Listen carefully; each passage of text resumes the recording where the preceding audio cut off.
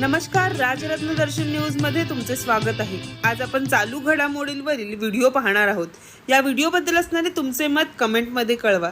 चला तर मग व्हिडिओला आणि आजच्या विषयाला सुरुवात करूया. नमस्कार, मी पत्रकार राजाराम ओहळ. आज मी सर तुमच्याकडे एका विषयात घेऊन आलेलो आहे. विषयाचा असा आहे, हल्ली महाराष्ट्रामध्ये परप्रांतीयांचे हल्ले आणि मुजोरी खूप वाढलेली आहे आणि त्यातल्या त्यात कल्याण खूप आघाडीवरती आहे असं मला दिसतंय. तोच प्रकार वसई विरारमध्ये पण झाला होता. हा विषय आपण अगोदरही घेतला होता, बरोबर.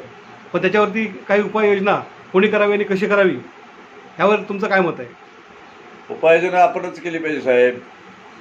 ज्याला महाराष्ट्र भाषा, मराठी भाषा आणि मराठी माणूस ही जाणीव असेल त्या माणसानेच उपाययोजना केली पाहिजे. छत्रपतींच्या काळापासून तुम्ही इतिहास बघा.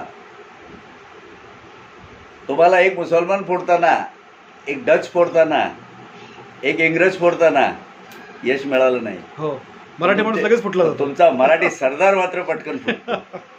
होय, इतिहास त्याला नेहमी सांगितलं जातं, घाबरू नका, तुला मी राजा बनवीन. राजकारणातून बघा, एक आपला मराठी माणूस फिरतोय ना, तुला मुख्यमंत्री बनवून सांगितल्यापासून शिवसेनेत फुटून आज फिरतो सगळीकडे. हो, प्रत्येकाला लालच दिलं, तुला मुख्यमंत्री बनवीन. पण मुख्यमंत्री तर सोडा, साधं त्याला कॅबिनेट मंत्री पण कोण बनवत नाही.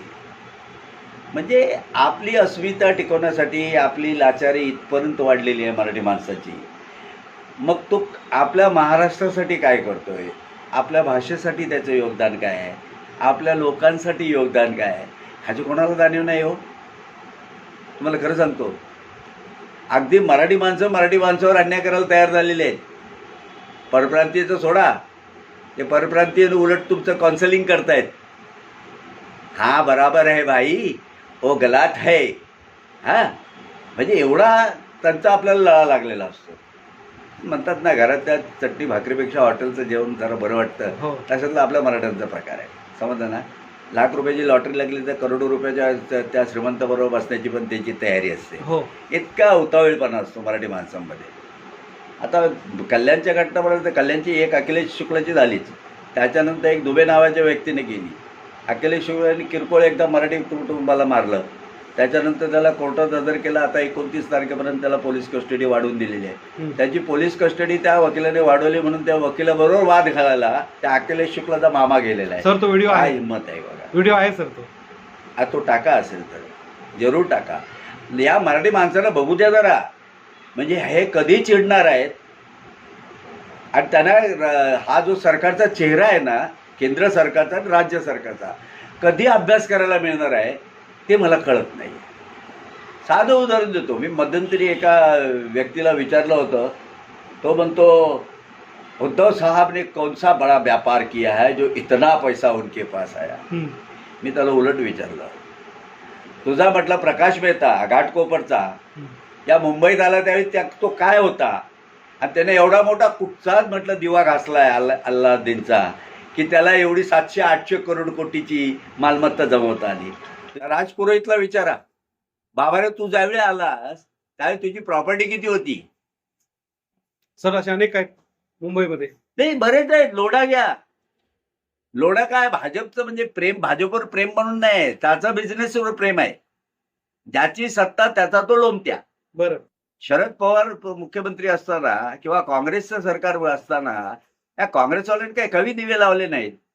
मराठी बिल्डर कितीतरी होते, त्यांना मागे टाकल्याने लोढाचे लाड केले, मंगलप्रभात लोढाचे. बरोबर. त्या लोढाने तुम्ही सांगा ना, ज्यावेळी वसई विरारमध्ये कोण येत नव्हतं त्यावेळी त्याने पहिलं आपलं पाऊल टाकलं.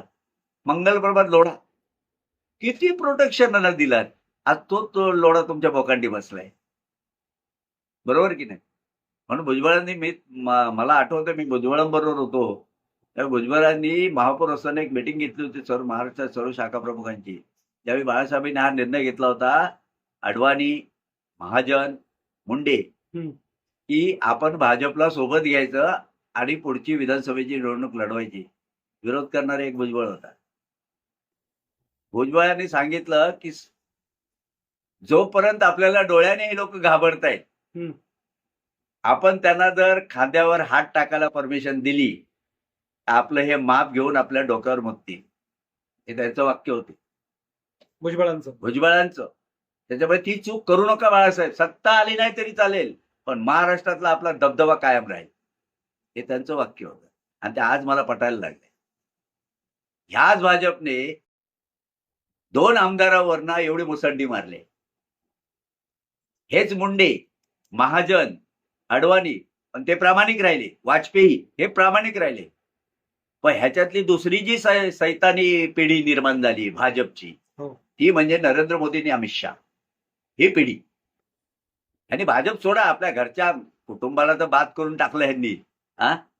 त्याच्यानंतर संपूर्ण भाजप कॅप्चर केला आणि देशाची सर्व संविधानिक पदं कॅप्चर केली. म्हणजे राज्य करायचं असेल तर तुमच्या देशाची नाडी आपल्या हातात असायला हवी. हे त्याने इंदिरा गांधींकडनं शिकलं. पण इंदिरा गांधीने एवढं केलं नव्हतं जेवढं याने 100% केलं. आज काय मला सांगा ना, महाराष्ट्राची अवस्था काय आहे?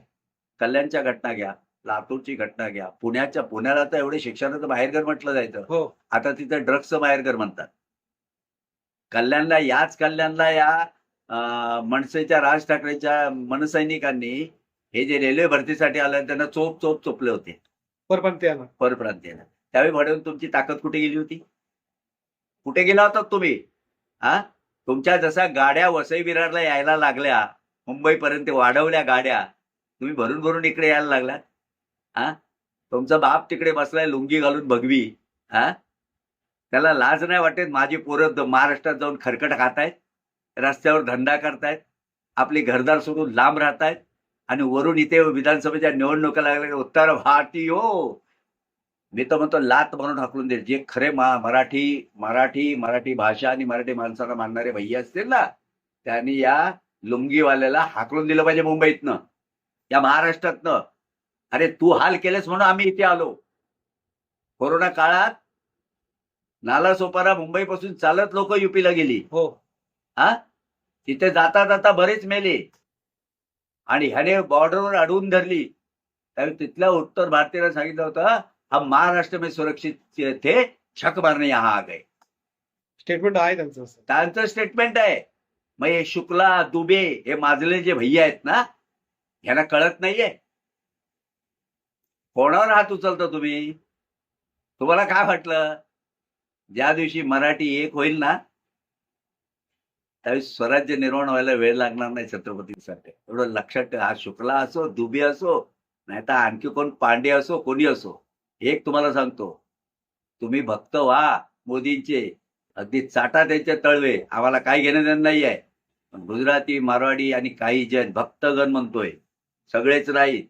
त्यांनी एक लक्षात ठेवा, उत्तर भारतीयाने पण लक्षात ठेवा, या महाराष्ट्राने तुम्हाला प्रेम दिलंय, तुम्हाला स्वीकारलेलं आहे, बरोबर आहे. तेव्हा मराठी माणसाचा, मराठी भाषेचा आणि या महाराष्ट्राच्या मातीचा स्वाभिमान बाळगायचं नसेल तर तुमची भाषा, तुमचा प्रदेश हा तुम्हाला लखला भाऊ, इथनं सरळ निघून जा. दादागिरीचा प्रयत्न केलात तर आमच्यासारखे आज पत्रकार सुद्धा त्या आंदोलनात उतरतील आणि तुम्हाला धडा शिकवल्याशिवाय राहणार नाही. जय हिंद, जय महाराष्ट्र. धन्यवाद सर.